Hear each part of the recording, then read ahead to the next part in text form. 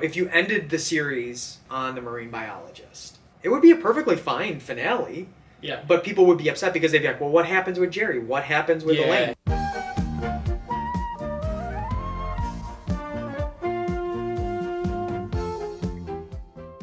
don't know how to introduce this.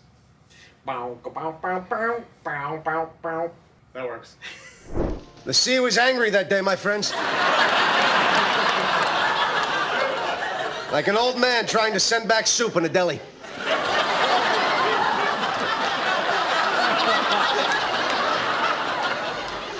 I got about 50 feet out, and suddenly, the great beast appeared before me. I tell you, he was 10 stories high if he was a foot.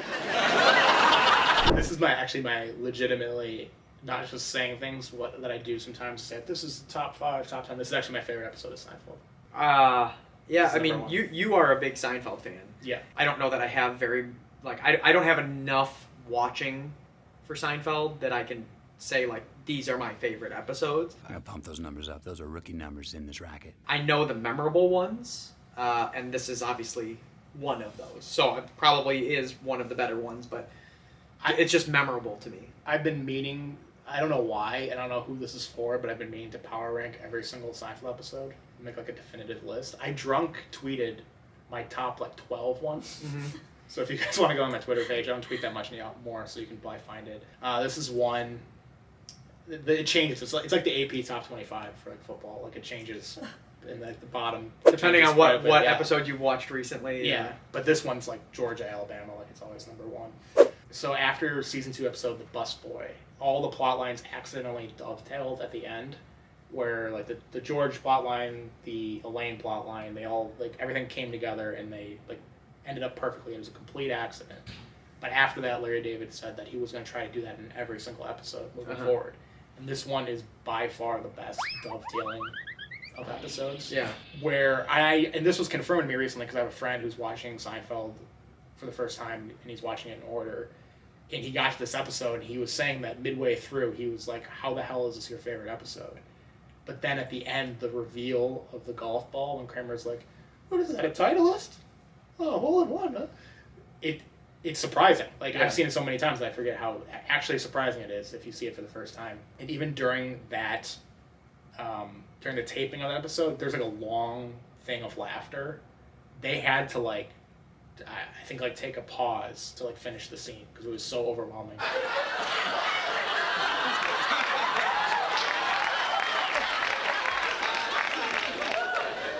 What is that, a Titleist? With the monologue at the end, you're talking about? Yeah. Yeah, so people have said that it was a one take. I need a one take, but it actually was not a one take because you can see there's a difference where Elaine kind of is giggling, and so what she was known to do. The whole monologue at the end was a last second ad by Larry David. Yeah.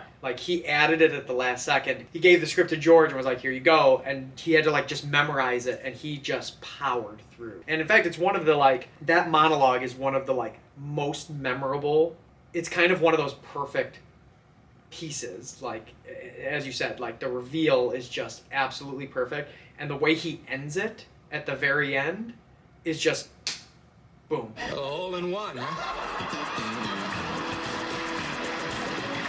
It's perfect. Yeah. And just the way that episode ends. And it is an all-time classic, and I think it's actually one of Jerry Seinfeld's favorite dialogue things really? From the entire series. It's crazy because if that thing wasn't added to the end of the episode, it's a pretty average episode. Oh, for sure. It's funny the fact that the one the profession that Jerry makes up for George is marine biologist. I didn't know it again. I've said before, I learned things from cartoons and shows I watched when I was 10. Write that down, write that down! This is how I learned what a marine biologist was. Well, I think somebody did a study where they asked, what famous marine biologist do you know? And they all said George Costanza. That'd be the only one that I would know, yeah. But I mean, I envy, throughout this entire series, I envy George Costanza because he picks the most random professions Architect. and jobs latex salesman, working for the Yankees as an executive. Like, you just think Traveling of all of secretary, it. yeah. Like, you think of all of the things that he has done throughout the course of the series.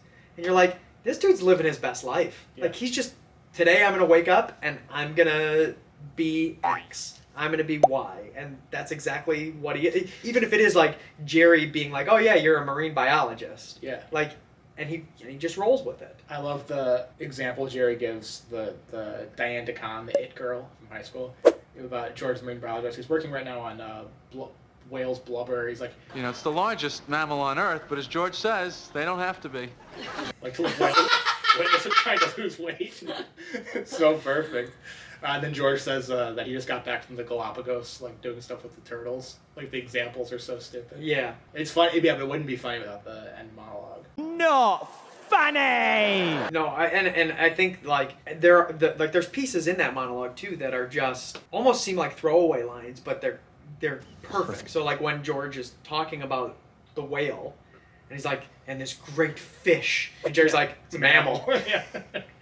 It's like one of those things that's like it's just a throwaway line, but it's in the whole scheme of that whole dialogue is perfect. And also at the end when they're on the beach, George and Diane DeCon, which is a great made-up name. This show is amazing at making up names. Bob Sacamano, Well, my friend Bob Sacamano had shock treatments. Diane DeCon, Mulva. Mulva. Mulva. Yeah. Yeah, it just goes on and on. Jay Riemenschneider. My friend Jay Riemenschneider eats horse all the time. Kramer's friend Jay Riemenschneider, we eat horse all the time. And Jay Riemenschneider was repurposed as the mayor of Santa Monica in Curb the last season. When they're on the beach and you hear the voice, is anybody here a marine biologist? It's Larry David's voice. Is anyone here a marine biologist? I mean, he pops up every so often in this show. So there's a TikTok that was going around of this girl in Los Angeles. There's an episode in season 10 or 11 of Curb where Larry's on a date at a sushi restaurant, and like part of the joke in the sushi restaurant is the tables are like the chairs are couches, so he's like he can't get comfortable because he's leaning back and you have to like move forward. And they go this girl was at that restaurant and they saw Larry David there by chance. Like he apparently frequents the restaurant, and she was like trying to figure out if she should say something, whatever, and that made me think about what I would say if I saw Larry David. I'm very like, if I see a famous person, I try not to say anything. Yeah. Like, I've said this before, there's a Cubs player who lives in my building, and I see him all the time. I never say anything, because it's like, this is your house, Yeah. first of all. I'm not going to, like, bother you. I don't like asking people for photos, because, like, this is annoying. Yeah. What am I going to do with it? The cool moment is seeing the person. Yeah. But if I saw Larry David, I would say, aren't you Frank Costanza's lawyer? Because I need to get a deep cut. Yeah. And to know that he knows that He knows that you. Yeah. Yeah, this is also the peak of the show. Season 4 through season 6 is like the prime of, if you're thinking about like an athlete, this is like the late 20s of their like career. Yeah. Like you reach your peak, you're having a triple-double, 30 points a game. This show is like, the early seasons are a little rough. The late seasons 8 and 9 are horrible, in my opinion. This is like the prime of the show, and this is like the peak. It's like every week. I wish I was like, I don't, because I don't like aging, but part of me wishes I was like 5 years, 10 years older, so I could remember Thursday nights, NBC, must-see TV, and like have the anticipation of a new Seinfeld episode every week from like 93 to 96. Because I like, there were shows that I remember having to wait for, and I loved that anticipation of waiting for a show. I'm not a binge guy. Like, I don't binge shows ever, pretty much. Well, I mean, we didn't know any better, of course, with like binging and stuff like that. So yeah, I mean, it was all about that anticipation of Thursday nights, must-see TV. That was it. Just Seinfeld being at 8 o'clock. You know, waiting, going through those other shows leading up to it. There's something special about that. Yeah. Unfortunately, the downside to it is like when you get to the end of the show and they have that last episode, like you had the anticipation, the final episode of finale. Seinfeld, and then that happened. Which, funny enough, I saw a TikTok recently of Jerry. He was doing stand-up, and somebody yelled out something to him. Somebody yelled out, like, "Did you like the final episode?" Yeah. And he said something that he and Larry David are maybe working on something that is not necessarily replace the end of it, but kind of rectify the kind of the way that it ended, which talk about episodes ending a certain way, like Seinfeld ended that way, Sopranos ending the way that Fade it to did, Black, yeah. the Fade to Black, like.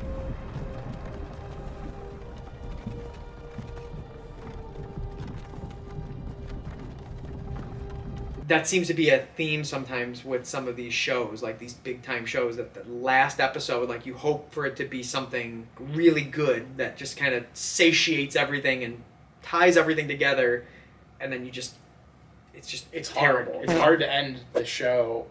Like a lot of finales are bad because I think they try to tie up loose ends. Like the Seinfeld finale, like really had a finality to it. The only thing I hate the Seinfeld finale, and then the more I watch it and the farther away we get away from it, or more I think about it, the more I hate it. Mm-hmm.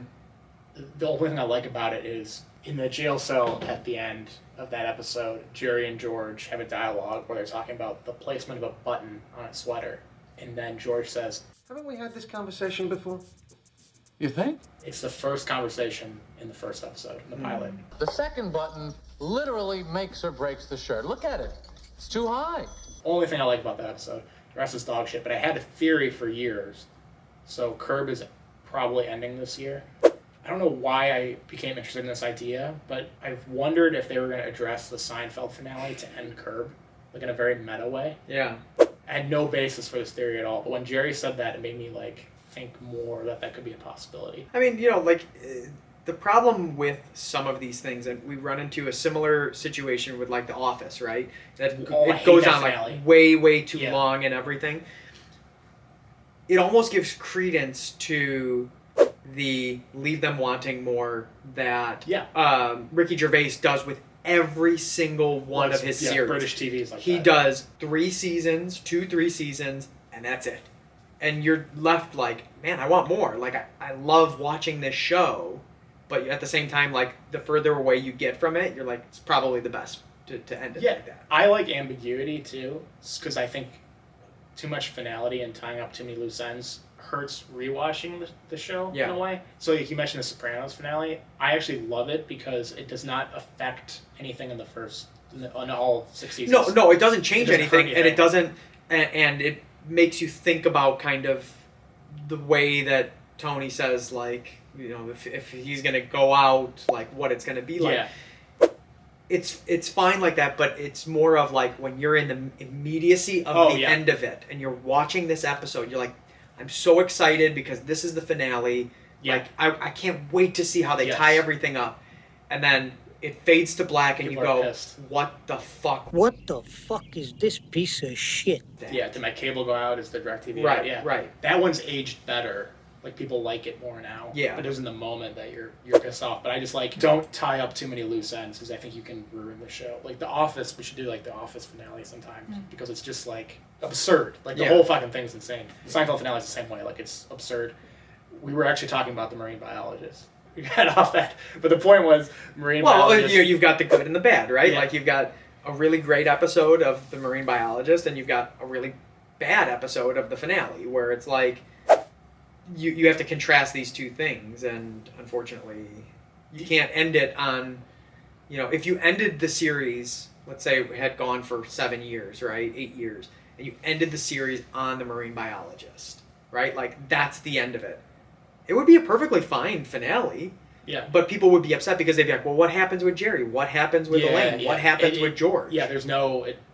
because it has to have some kind of conclusion. Yeah. But from an artist perspective, it's almost like, it's great to just be like, this is how it ends. There's no more TV. Yeah. The only other thing I'll say about the marine biologist that's really funny is the Testikov, the Russian writer, and Elaine says, one wonders if War and Peace would have been as highly acclaimed as it was had it been published under its original title, War, What Is It Good For? War, what is it good for? Absolutely nothing. That's where they got the name for the song. Yeah. And then the electric organizer, which I didn't know was a thing until I watched that episode. Well, the 80s and 90s were a wild time, Joe. One day we can sit down and I can I'll take your word for it. walk you through some of it. All right. We're going to do a score again? Sure. This is your forte, so go to town. 9-3. I'm going to go 9-4. 9.5. 2. Oh, okay. It's a good episode. Yeah. All right.